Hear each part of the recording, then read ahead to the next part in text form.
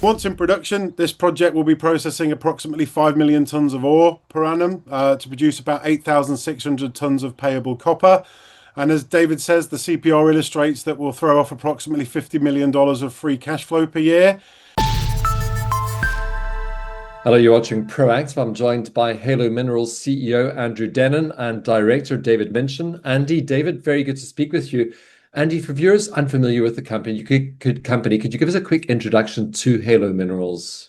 Yeah, by all means. Thank you for having us. And I'm pleased to introduce you to Halo Minerals PLC.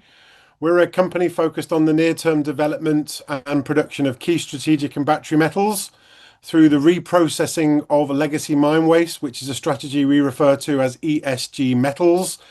And the company recently IPO'd on the London Stock Exchange AIM market, raising £4 million, with the funds raised being used to advance the company's flagship Playa Verde copper tailings project, which is in Chile. And that's a well-advanced and technically de-risked project, which has already completed PFS, DFS, JORC resource and reserve studies, and most recently in Q4 last year received unanimous approval for the project's EIA. David, you've had successes in the past. Why are you committing your time and energy into Halo Minerals? Well, thank you, Stephen. Because it's a fantastic project. There's lots of reasons to like it.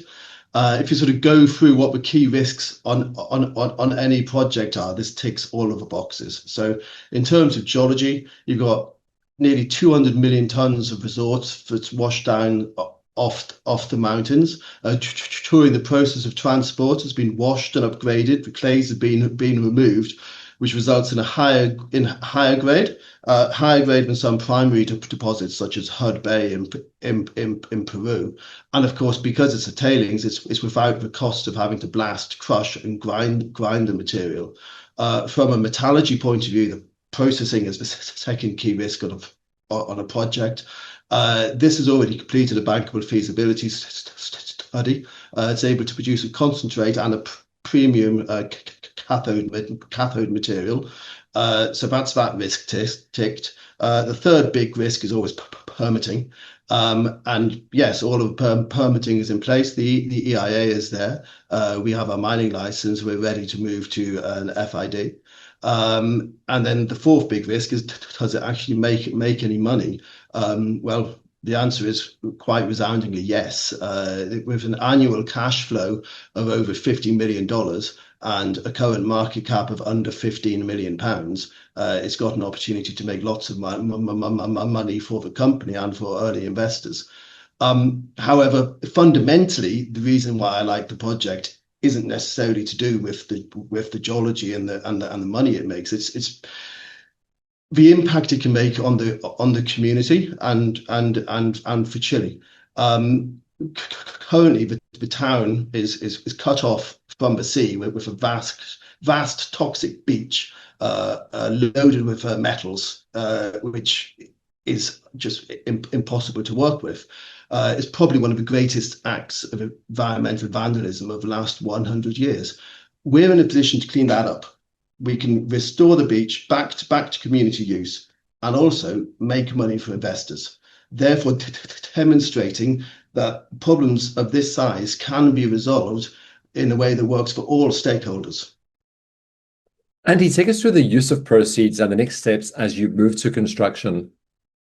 Yes, so the funds from the IPO will be used to optimise the current DFS and to advance the project towards a position where an FID can be taken or other forms of development funding can be secured. And already since IPO, we've engaged a number of the consultants and contractors that are needed to advance those work streams, which are primarily focused on optimising that existing DFS so that it can be reframed as a BFS. And specifically looking at the mineral processing plant flow sheet and optimization of the dredge, which we'll use in order to be able to mine the ore. And once in production, this project will be processing approximately 5 million tonnes of ore per annum to produce about 8,600 tonnes of payable copper. And as David says, the CPR illustrates that we'll throw off approximately $50 million of free cash flow per year.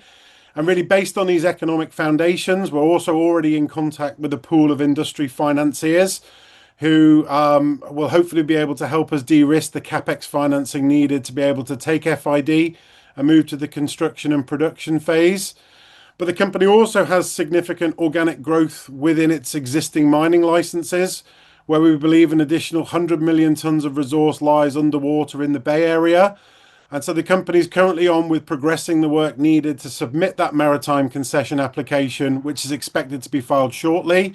And as I say, that really hosts the ability to unlock the access rights to this resource, which would be hugely synergistic and incrementally valuable minerals for us to process.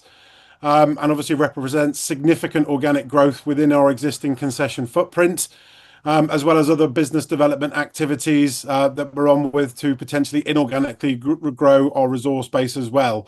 So obviously we're excited to be getting after the prize and achieving the targets that we've set ourselves, and we'll look forward to keeping investors up to date as progress is achieved.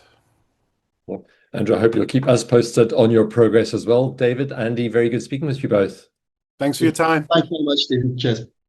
That's Halo Minerals CEO Andrew Dennan and Director David Minchin.